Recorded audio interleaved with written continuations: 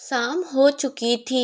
7 वर्षीय विवान अपनी दादी कमला जी के साथ हर शाम को मंदिर जाया करता था। वहां से वापस लौटते समय विवान आसपास बने बाजार को देखकर खुश हो रहा था। इस कारण से उसका ध्यान सामने सड़क पर नहीं था। इतने में वह पत्थर से टकराकर गिर गया। गिरने से उसके घुटनों पर हल्की फुल्की चोट आ गई। यह देखकर दादी का तो कलेजा ही मुंह को आ गया। उनकी आंखों में से आंसू बहने लगे। अपनी दादी को रोता हुआ देखकर विवान बोला, अरे दादी, आप रोती क्यों हैं? हल्की फुल्की चोट ही तो है। अब ये तो छोटी मोटी बात है, क्योंकि गलती तो मेरी ही थी। मैं ही रोड पर नहीं देख रहा था। विवान की बात सुनकर दादी अपने आंसू पोंछकर हल्के से मुस्कुरा दी, पर अभी भी उनके चेहरे पर घबराहट थी। जैसे तैसे अपनी घबराहट और विवान के साथ वे घर की तरफ रवाना हुई और आखिर वही हुआ जिसका उन्हें डर था। घर में घुसते ही बरामदे में बैठी विवान की मम्मी अर्थात कमला जी की बहू ने जब विवान की घुटनों की तरफ देखा तो उसका गुस्सा 7वें आसमान पे पहुंच गया और वह लगभग चिल्लाते हुए बोली, यह क्या माँ जी, आपने आज तो विवान का कोई ध्यान ही नहीं रखा। मेरे बच्चे को चोट लगा कर ले आई। आखिर ध्यान कहाँ था आपका? कितनी बार कह रखा है आपको कि जब भी विवान को लेकर जाएं तो उसका ध्यान रखिए, लेकिन नहीं, आप तो अपनी मौज मस्ती में लगी रहती हैं। लग गई होगी जरूर अपनी किसी पड़ोसी या दोस्तों के साथ बातचीत करने में। गलती मेरी ही है जो मैंने उसे आपके साथ भेज दी। अपनी बहू की बातें सुनकर कमला जी की आंखों में आंसू आ गए। वह इससे पहले कुछ कहती, उनकी बहू ने दोबारा चिल्लाना शुरू कर दिया, अब अपने यह झूठे मगरमच्छ के आंसू बहाना बंद कीजिए। सब जानती हूँ मैं आपके नाटक। नहीं मम्मी, दादी की कोई गलती नहीं थी, वह तो मेरी ही गलती थी कि चुप कर, ज्यादा अपनी दादी का पक्ष लेने लगा है।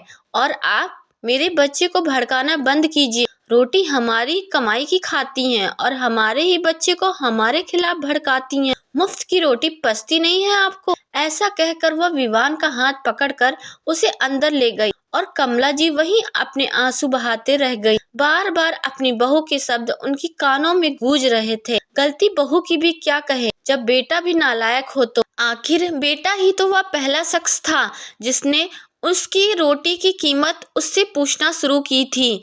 यह कहकर कि मेरी पत्नी सुबह से रात तक लगी रहती है और आप हैं कि बस मुफ्त की रोटियां तोड़ती रहती हैं, थोड़ा बहुत काम नहीं करवा सकती क्या?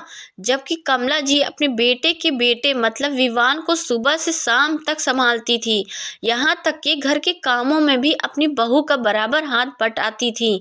कमला जी को अपने पुराने दिन याद आने लगे जब वह अपने पति के साथ गांव में रहा करती थी, जबकि बेटे बहू यहाँ शहर में किराए से रहते थे।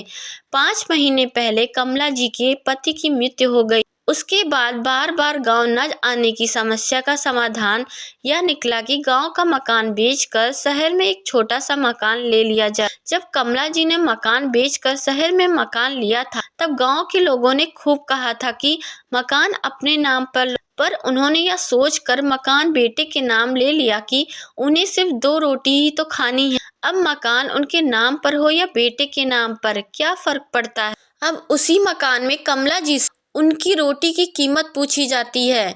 हर रोज अपने स्वाभिमान के टुकड़े होते देखकर कमला जी का दिल बार बार रोता है, पर उनके इसका कोई समाधान नजर नहीं आता। कोई और बेटा या बेटी नहीं जिसके पास चली जाएं।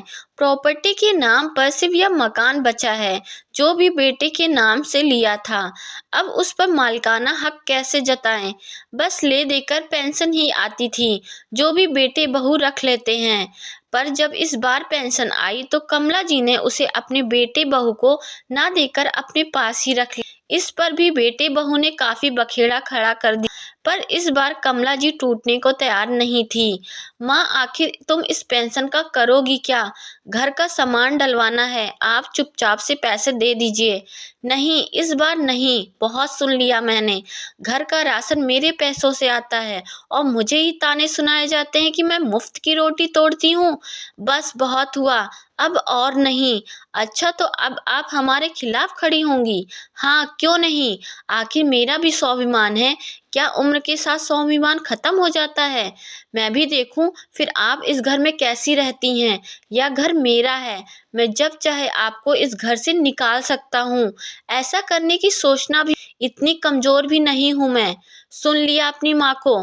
देखा कैसी कैंची की तरह जबान चलती है इनकी। मैं कहती हूँ निकालो इन्हें अभी इसी। बस बहू, बहुत हो गया। बहुत बोल लिया तुमने और बहुत सुन लिया मैंने। मुझे पता था कि तुम मेरी पेंसिल आने के बाद तुम यह सब तमाशा जरूर करोगे, इसलिए मैंने अपना बंदोबस्त पहले ही कर रखा है। अच्छा, जरा अब हम भी तो देखें क्या बंदोबस्त कर रखा है। अगर तुम दोनों ने मुझे परेशान किया तो मैं पुलिस की मदद लूंगी। जाइए, आपको जहाँ जाना है। देखे तो पुलिस भी क्या करती है।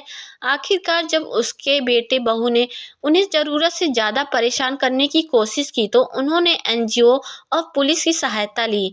आखिरकार एनजीओ और पुलिस की सहायता से कमला जी को मकान में एक कमरा दे दिया गया, जहां वह अपनी पेंशन से अपना भरण पोषण करती और स्वाभिमान के साथ रहती।